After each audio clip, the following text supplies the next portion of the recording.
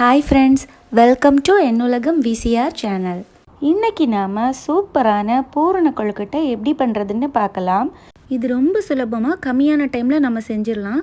வாங்க இது எப்படி பண்ணுறதுன்னு பார்க்கலாம். வீடியோக்குள்ளே போகிறதுக்கு முன்னாடி நம்ம சேனலில் இது வரைக்கும் சப்ஸ்கிரைப் பண்ணாதவங்க சப்ஸ்கிரைப் பண்ணிக்கோங்க. கூடவே பெல் ஐக்கானையும் கிளிக் பண்ணிக்கோங்க. அப்போ தான் நான் போடுற வீடியோலாம் உங்களுக்கு நோட்டிஃபிகேஷனில் வரும். இப்போ நாம் செய்ய ஆரம்பிக்கலாம். ஸ்டவ் ஆன் பண்ணிட்டு ஒரு பேனில் 1.5 கப் அளவுக்கு சர்க்கரை சேர்த்துக்கோங்க. உங்களுக்கு எவ்வளோ வேணுமோ நீங்கள் சேர்த்துக்கலாம்.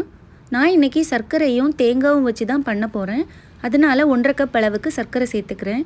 சேர்த்துட்டு கொஞ்சமாக தண்ணி விட்டு அதை நல்லா கலந்து விட்டுருங்க. அந்த சர்க்கரையெல்லாம் நல்லா கரையணும்.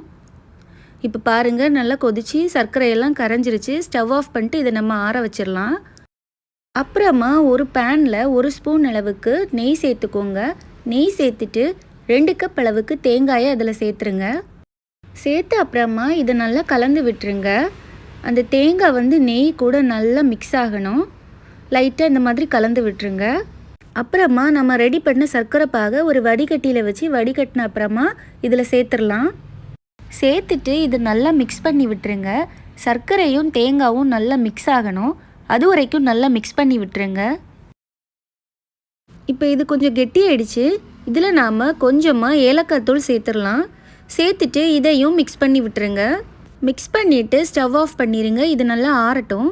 இதுக்கு நாம் இப்போது வெளியில் வைக்கக்கூடிய மாவு ரெடி பண்ணிடலாம்.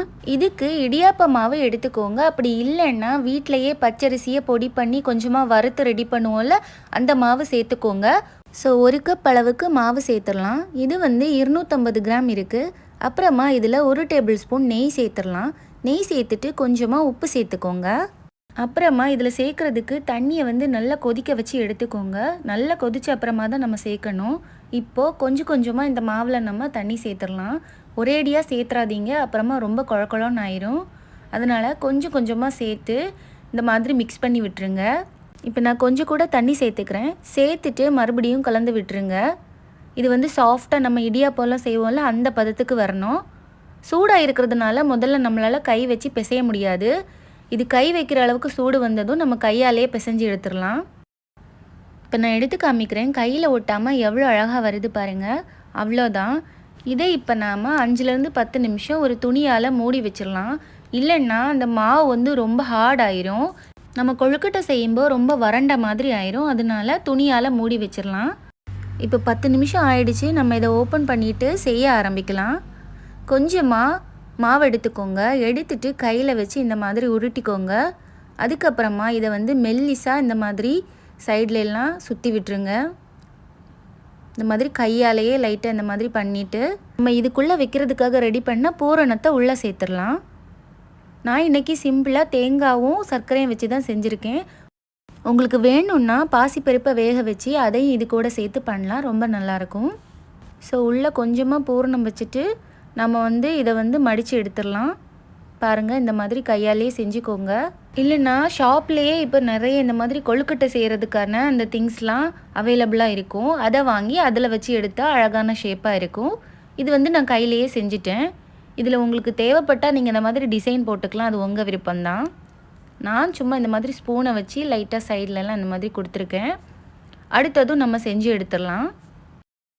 இந்த மாதிரி கொஞ்சம் கொஞ்சமாக மாவு எடுத்து அதை விரித்து எடுத்த அப்புறமா அதில் கொஞ்சமாக பூரணம் வச்சு செஞ்சு எடுத்து வச்சுருங்க. பாதி கொழுக்கட்டையை நான் கோன் ஷேப்பில் பண்ணி வச்சுருக்கேன்.